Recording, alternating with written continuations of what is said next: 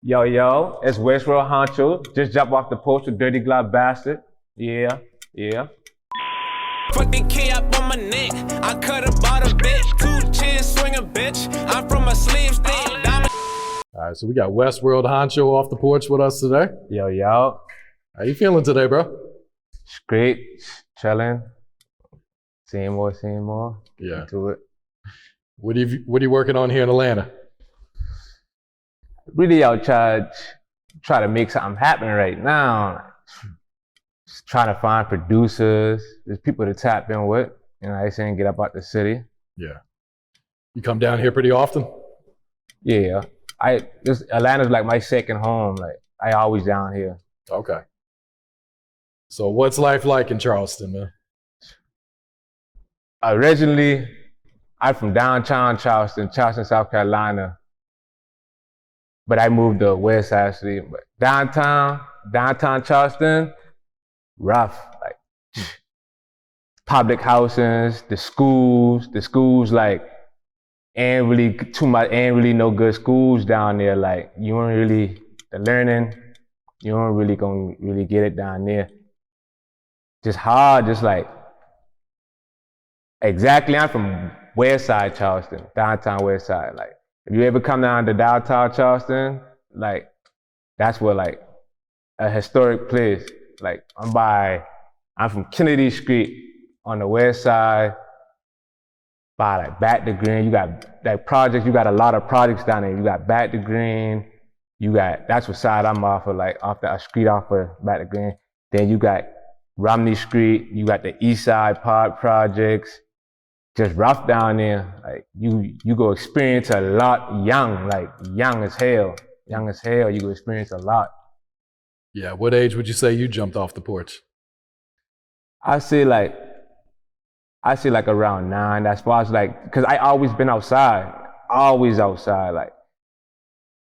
like when I've been young, I used to sell roses. It's like something called palmetto roses. It's a tree stalk, like a palmetto tree.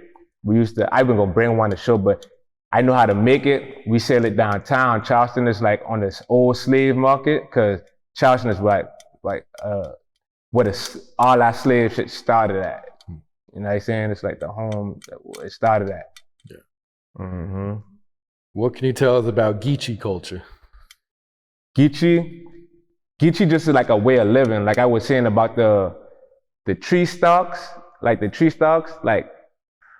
you ever see like people make, like older people, they'll make baskets like out of sweetgrass. We sell it downtown it's something called a market downtown. They sell all kind of stuff like you selling roses down there, sweetback. You got older ladies selling baskets made with hay and sweetgrass and stuff like that. But it's like, and it's including like how I talk. Like if you see how I talk, it's like Geechie. Like they said we from the islands or something, but it's like we from the language is from like I think the Bahamas, it's Barbosa, and like it's like broken English all in one, you know what I'm saying? And Geechie, like, it's like everybody basically from like North Carolina down the coastline to like Jacksonville, like you would see, like, you would find your most Geechies, but the main place is Charleston, South Carolina. Like, that's the first place the slave ship came, like, yeah. All right, what's your view on the Charleston 9 shooting? Hell, but I feel that they should have, like, when the kid came into the church, they should have really been on him, frisking him and everything, but they didn't. Like, crazy shit like that. Like, more things go on down there. That's just one of the things that got caught, you know what I'm saying? Like, type of racism, everything going on down there. Jealousy, everything. Yeah, what can you tell us about the Walter Scott shooting? Walter Scott shooting, that's another thing, like racism. The guy didn't get caught on camera, but the kid didn't catch him on camera, he'll be out. The guy would be out right now, and then it affected me kind of directly because that's my homeboy's uncle. Like, I saw how it affected him and his family, and yeah, that shit was crazy. Good thing the kid caught him on camera to see what was really going on, because he was probably gonna get off on that. Yeah. What would you say is one of the biggest life lessons you learned while growing up in Charleston? My biggest life lesson growing up in Charleston is you can't trust nobody. Can't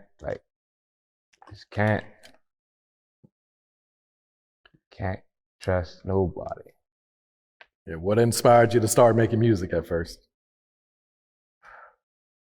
My homeboy right here, OJ, he got killed, and I just went into another mode. Like, I don't know what you call it, but angry, don't want to talk to nobody, just everything, my whole, like, I feel like I've been missing something, and in order for me to express myself, I just started rapping, and like, he always used to motivate me, like, do your shit, talk your shit, fuck what everybody talking about, like, and when he died, it just made me like say fuck everything. Like, I stopped caring about a lot of shit. Like, you know what I'm saying? Like, stopped caring about a lot of shit.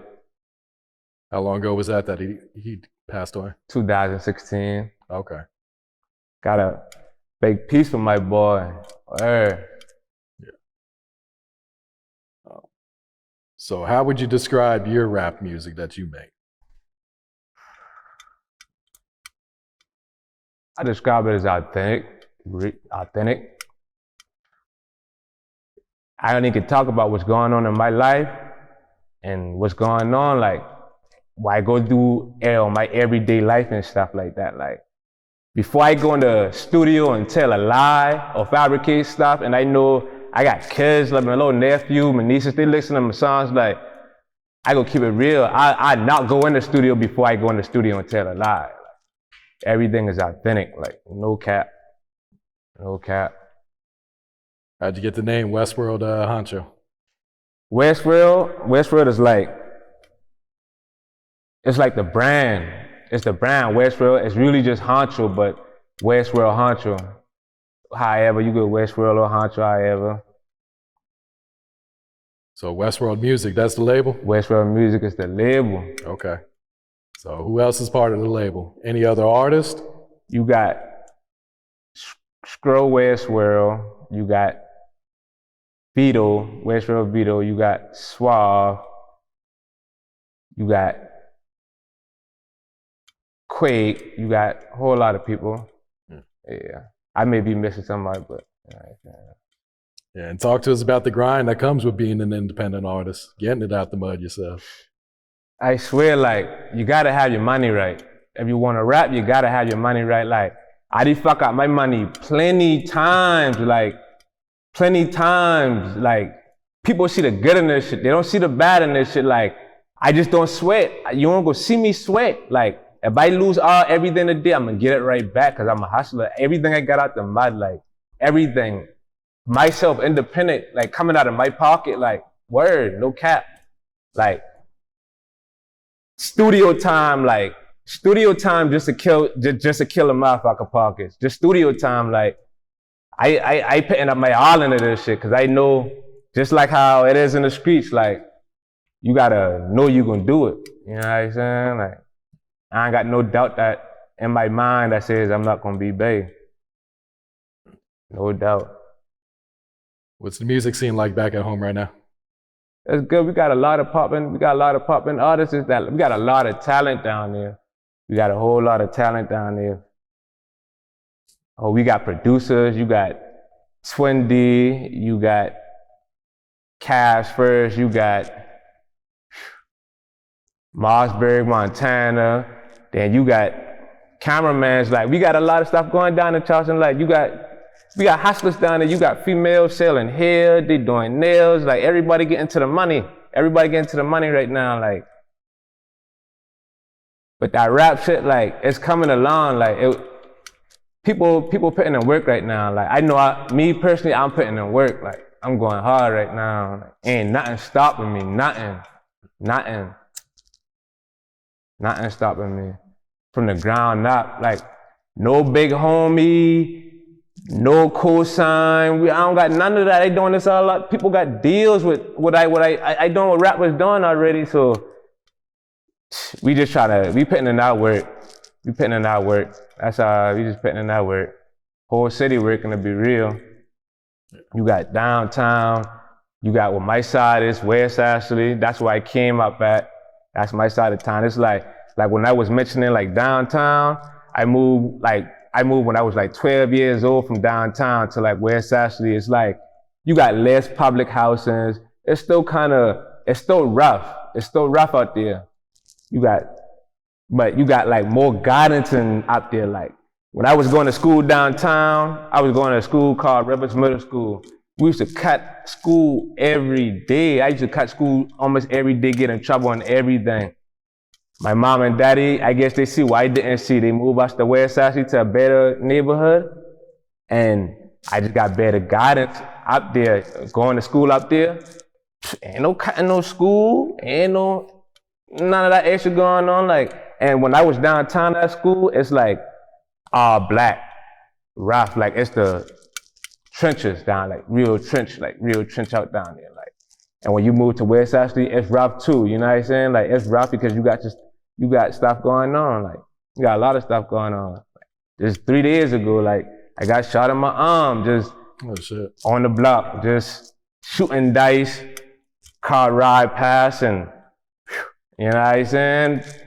Going to the hospital 2 hours, an hour later, I've been out, back on the block, like back and riding, like, yeah, y'all know what's going on, like, gown on, I coming out gown, they take everything from me. I come out with my gown, my socks, give my mama a hug. I walking through the hospital, blood leaking, just cause I know my mama crying and shit. I know how my mama is, she worried about me.